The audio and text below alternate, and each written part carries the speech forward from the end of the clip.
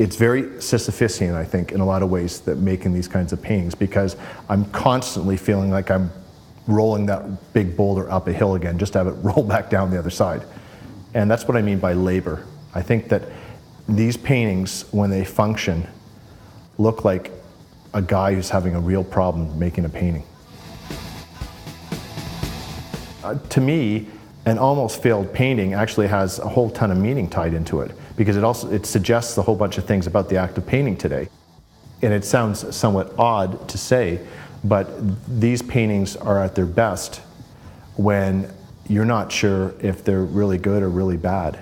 And there's usually that dynamic between the two of them. I know how to make I can make a really pretty painting, and I can make a really bad painting. But what's really hard to do is to fall somewhere in between. And I think that's part of the condition of being me, making these paintings and making these paintings today.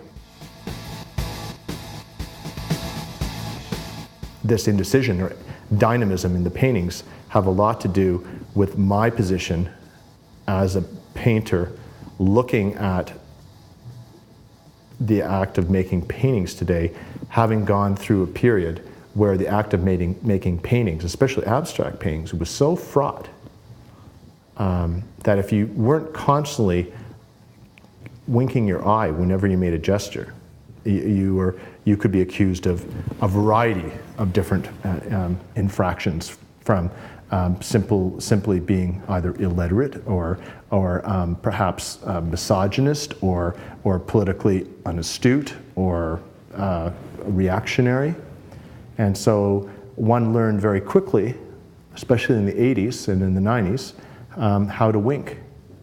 And so these paintings come out of essentially a guy learning to wink and then realizing that the wink at a certain point in time became an affectation. And so now I'm learning to try and keep my eye open a little bit more while it's constantly kind of winking at you.